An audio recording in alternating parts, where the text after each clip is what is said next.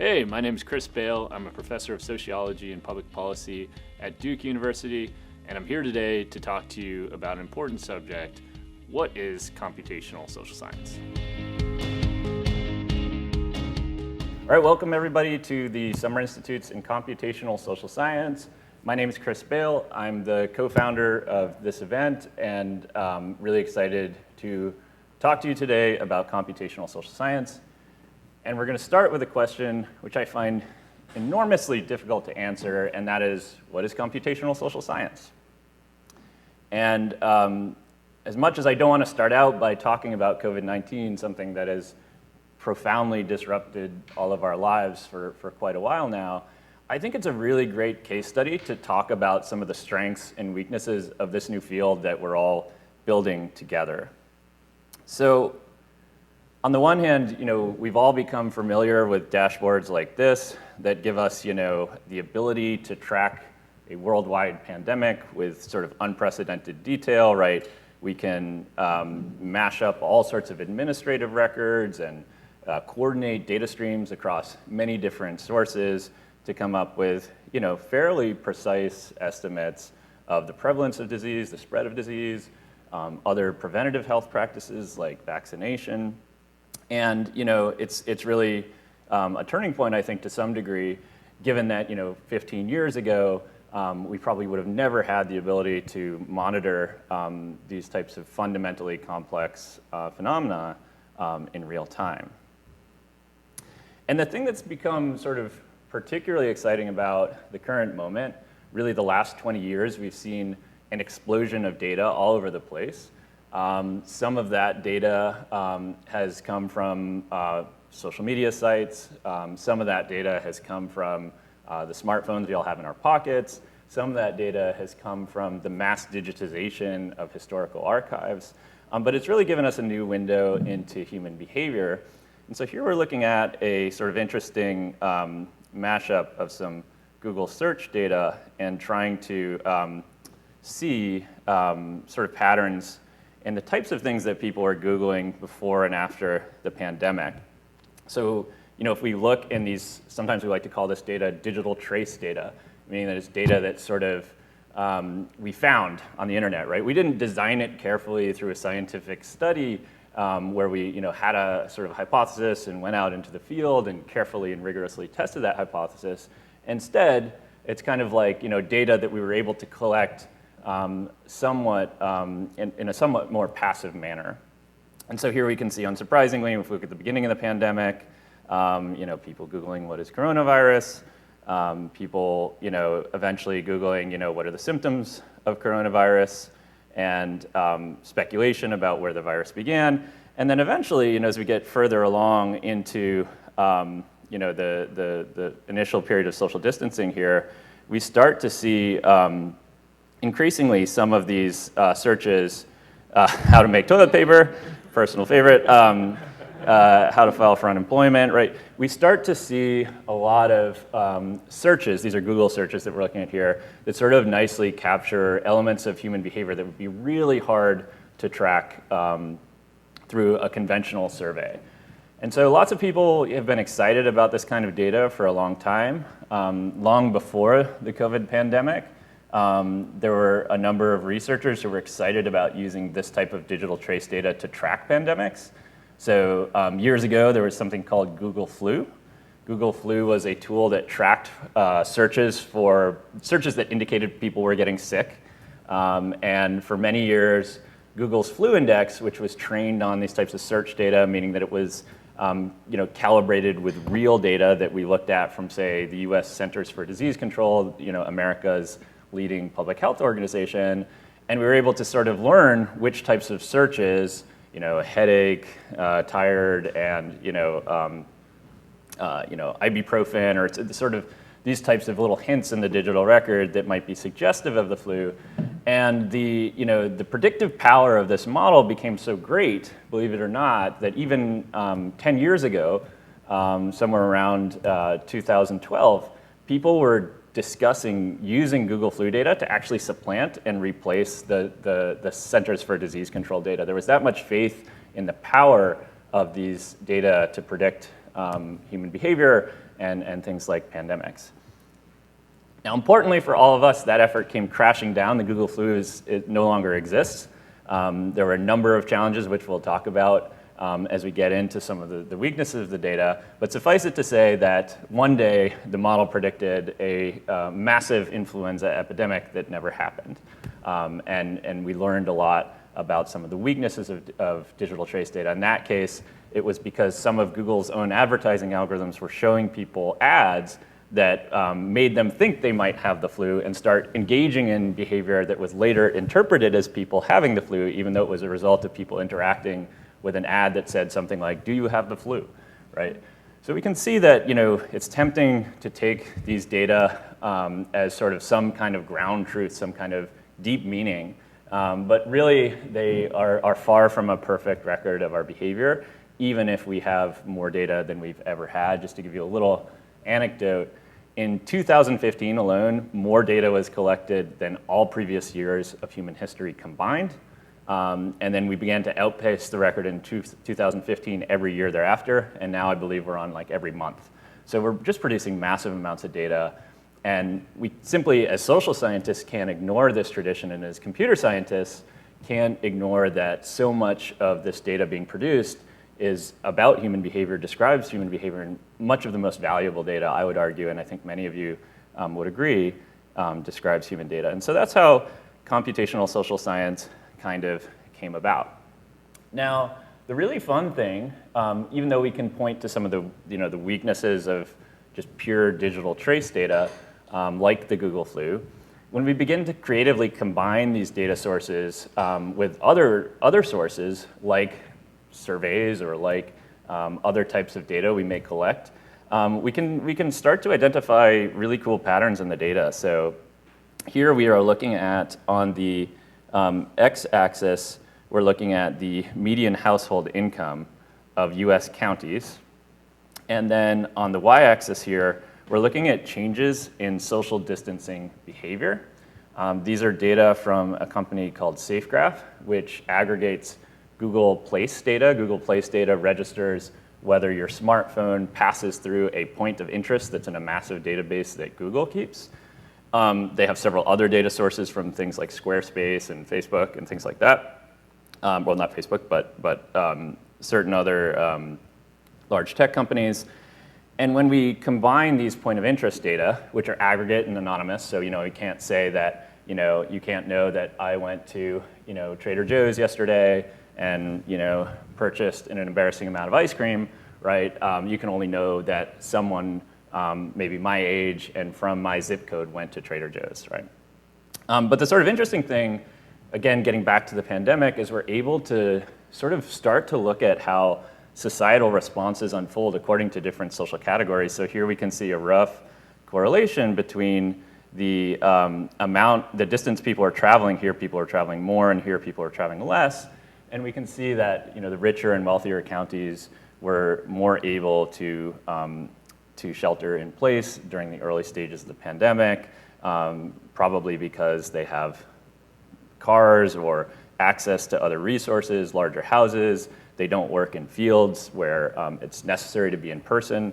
Primarily, this was the cohort that could work from home, and this was not.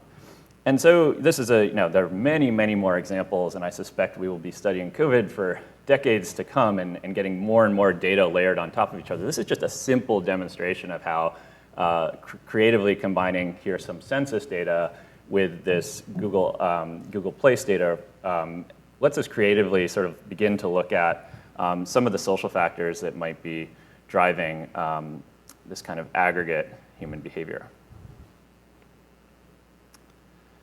So what is computational social science? Let's come back to this question. It's a really difficult question to answer for a few different reasons. The first reason is we're very early on in the evolution of this field.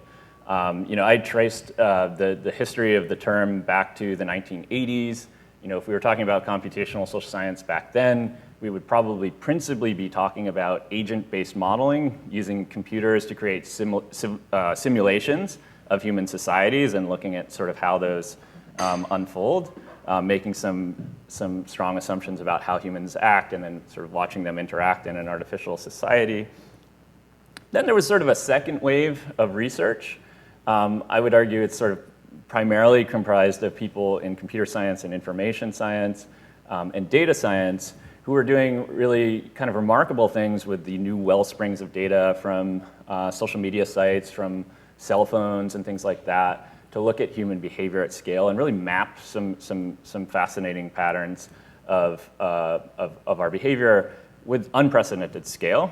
For the most part, though, I think that wave was not concerned with theories of human behavior from the social sciences. Instead, we're using computational power to track and map human behavior, which is great, right? We always need to do the sort of yeoman's work of description in the social sciences.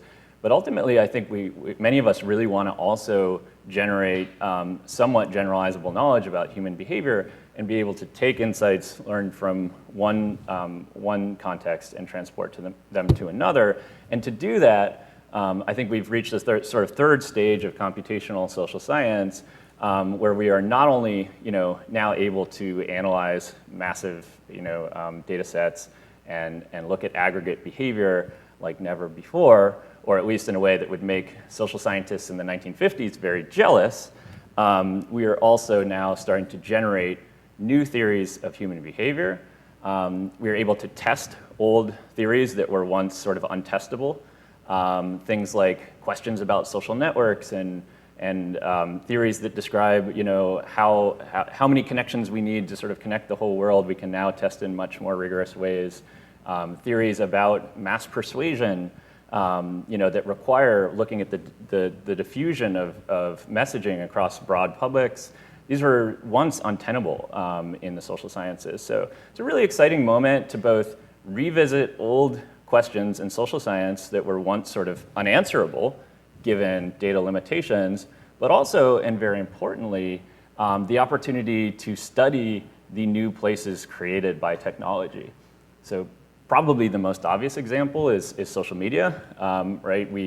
There was a time in social science where people were asking, is social media a fad, right? Is it something that we're going to be studying for years, or is this sort of a temporary little blip?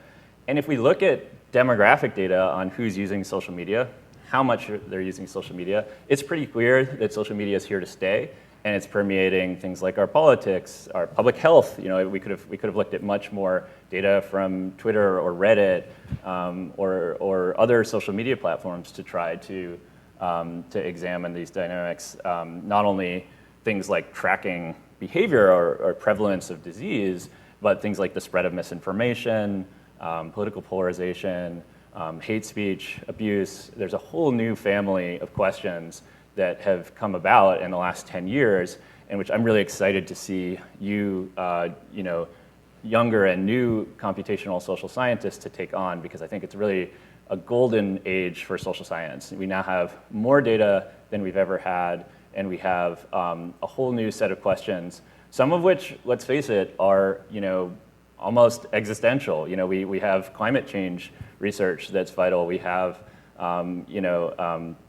inflation. We have no shortage of major problems in the world, and the more that we come together as a field, I think the better able we'll be able to conquer those kinds of questions. Now, I don't want to give too rosy a picture, right? There are huge challenges in our future. I would say, one of the most important is data access. So I keep talking about all this great data that's out there, but much of it is hidden inside corporations. That's a huge challenge for our field. If we're thinking of social media for a moment, the lion's share of research is on Twitter or Reddit, which are sort of, as you know, public platforms where we can, as we'll see in future SICSS lectures, collect a massive amount of data. But those two social media platforms are only used by less than 20% of the US population, and probably roughly similar numbers, if not less, elsewhere. So, if we're going to try to use those to generate insights about, say, the spread of coronavirus or, where misinformation is spreading, we're probably only getting a small picture of what's going on much larger platforms like Facebook or YouTube, which still remain mostly closed to research. So it's a huge challenge. I'll talk a little bit more about some of the other challenges in a future lecture. But for now, I just want to leave us with the observation that computational social science is a inherently multidisciplinary field, right? We would need to we read in computer science, information science, sociology, social psychology, political science, economics, social psychology, and I could go on, believe me, to cover all of the many different fields that have contributed to this new field. And so, it's really difficult to provide a single definition. I think we would, if we asked 10 different computational social scientists, we might get 10 different answers. And here's an illustration of the citation network of computational social science around 2020 that I made using citation data.